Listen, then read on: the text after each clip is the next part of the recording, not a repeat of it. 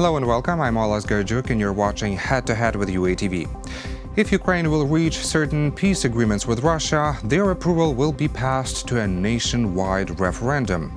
This was stated by the newly appointed head of the presidential administration, Andriy Bohdan. He said various agreements concerning the military conflict with Russia should be assessed by society. To discuss this and other political issues, we welcome to our studio today Andriy KaraKUts, head of the Center for Applied Research. Hello and thank you for joining us. Hello. So Bohdan says that the referendum is necessary so that not only the MPs vote or president makes a decision, but the people of Ukraine can make this decision. This is a pretty strong argument, but still the whole issue has driven a lot of controversy around the political elite. So I would like to know, what is your take on the possible referendum procedure about the peace agreements with Russia?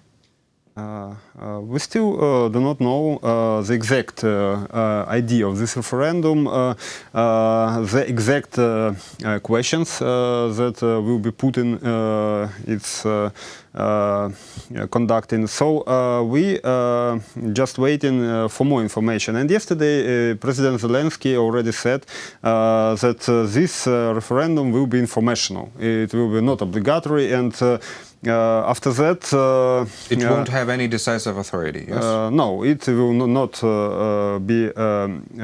just like consulting procedure. Yes. And the idea of this referendum is quite clear.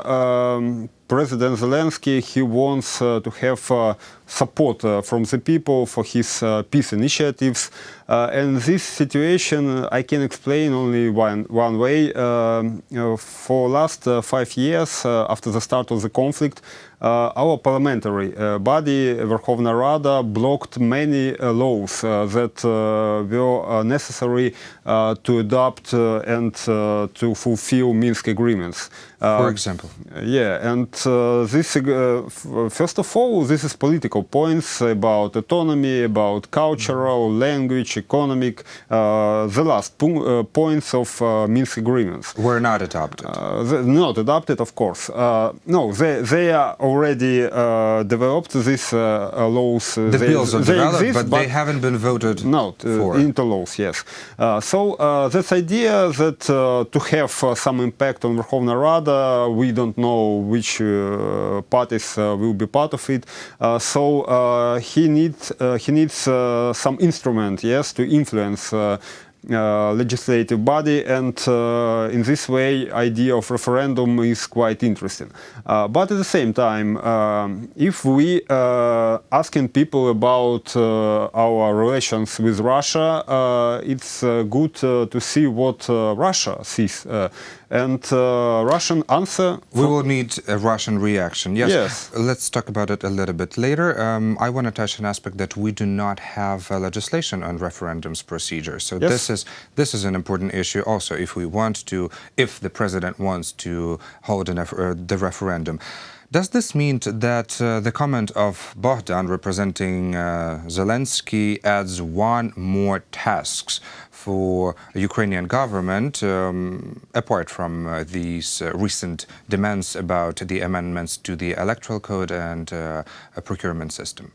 Yes, idea of holding referendum is quite good. I'm not sure that it's a good idea about asking national security questions, because when you ask ordinary people on the street what they want, they will answer you peace. Yes. But how to organize this peace, it requires very complex procedures, it requires diplomatic efforts, it requires complex analysis. Yeah, military measures.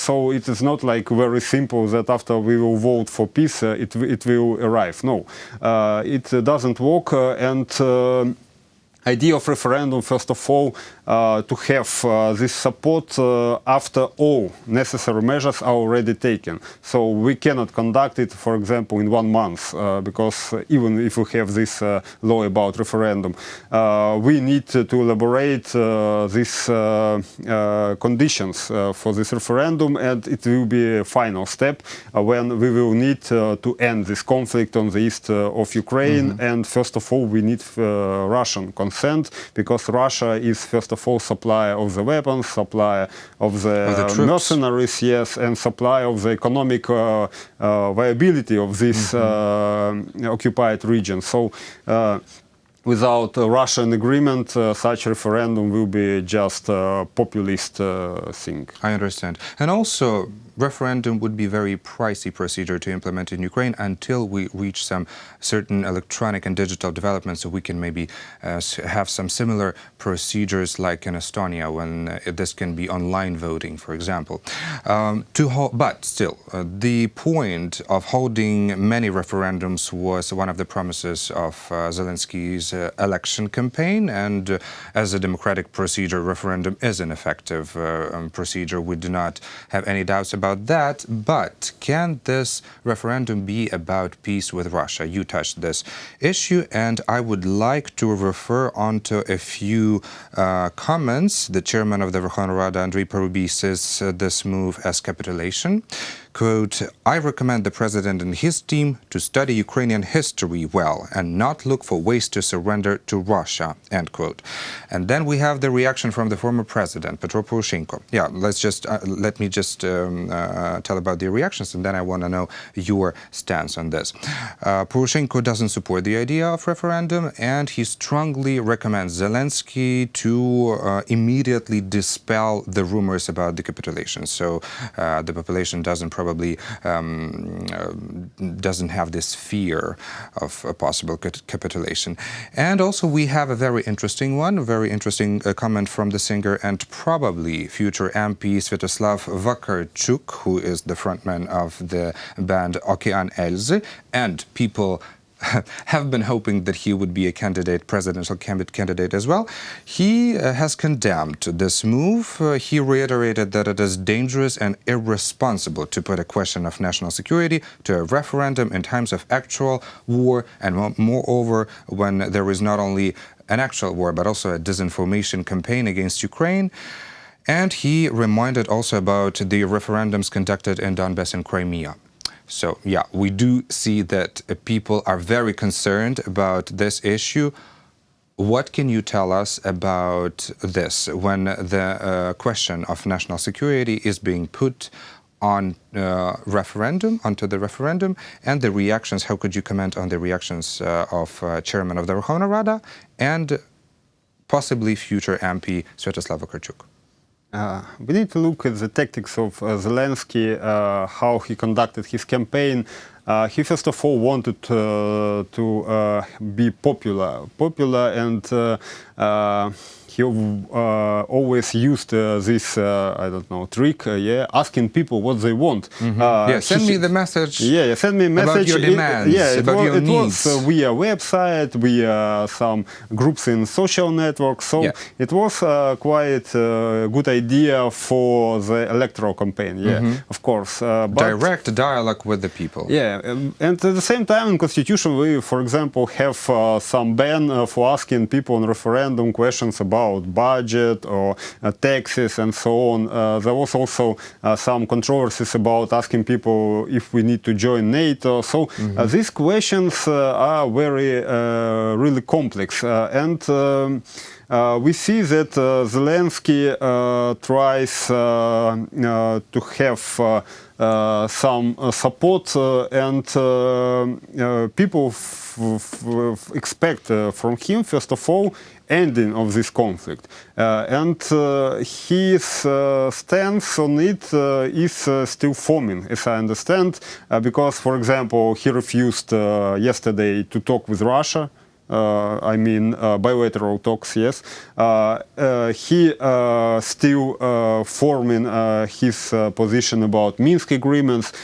So this process is not quite clear, yes. And this referendum, if it will be held, about cost of it, maybe it will be held along with other elections, for example, local elections that will be held next year.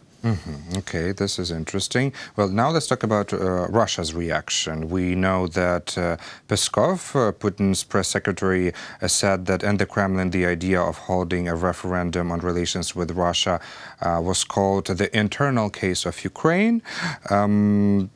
they didn't understand what should be peace talks between Ukraine and Russia about. And of course, according to Peskov, there was no war between Ukraine and Russia. There was only civil war. Is this the signal that the Kremlin doesn't really take Zelensky and his administration seriously? Because we know that Putin hasn't congratulated Zelensky on his victory, which probably was expected. Yes, he's waiting for Zelensky's first decisions that would kind of give him an understanding where is the policy shifting or whether it's shifting or not. So is this the signal that the Kremlin doesn't really take Zelensky seriously? I even think that they fear Zelensky. His phenomena, first of all. They can fear him. Yeah, wow, his victory is quite interesting technology, and this technology can be applied in Russia, because Putin rules already 20 years, and people becoming more and more tired of him, and existing power structure in the Russia is very, I don't know, it is not equal, and many people who will look at Ukraine and will see new energized president, will see how this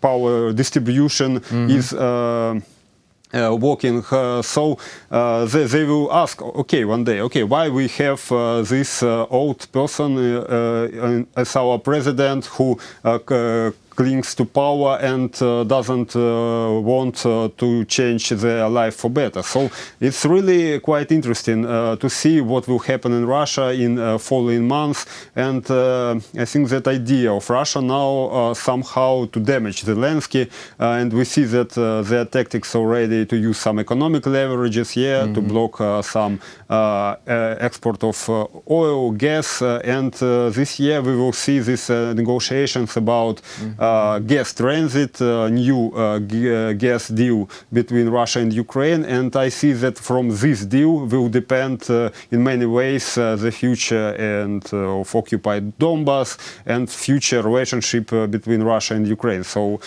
it's quite interesting and dynamic process, and we will need to watch it closely. So they will be trying to make Zelensky lose. Yeah. I understand. Although I still cannot fully perceive or comprehend the idea that maybe Russia would fear the scheme of Zelensky's election campaign, because Russian authoritarian regime has direct control over the elections. And here this year we have to have a gratitude to Poroshenko's regime that he basically implemented first democratic and fully clear elections in Ukraine, and everyone is very happy about this. Should there be a dialogue with Russia on the issues of settlement of the conflict in eastern Ukraine? Is this the way to stop the war? How do you see this? Because so far we see Russian reaction that there is not going to be any talk. Should we try to talk to Russia, or should we use some other leverages and tools in order to settle the situation in the east of Ukraine, the economic sanctions? I mean, on the diplomatic arena. First of all, yes, I agree with you that Russia has undemocratic elite, and they will not give up their power democratically, and yes, only with revolution or some force. With some shock. But if we look into this possibility of talking with Russia, really Ukraine doesn't have many leverages. On Russia we already broke many economic ties, and only leverage that we are talking about this gas deal that Russia also needs, especially that this Nord Stream 2 will not be completed until by 2020. Until the end of this year. So this is very useful for us to have this leverage and to dictate maybe our view in a way that it will be secured to transit some gas in the future. And of course we can join these negotiations with our other problems, and peace dialogue also needed. But I fear that bilateral agreements with Russia is not a good idea. We already had, for example, Kharkiv agreements. Yes, we remember many other agreements. They were not equal. So there should be some other parties involved. Yes, that's what and you mean. I see that having Normandy format experience, maybe we need US side more active. Yeah, that's what Zelensky wanted, to include US and the UK into the Normandy format or Minsk agreements. Thank you so much for your comments. Unfortunately, we ran out of time, but thank you for clearing this issue out for us. Thank you. Thank you. That was Andriy KaraKUts, head of the Center for Applied Research. Thank you for watching Head to Head, and stay tuned for more with UATV.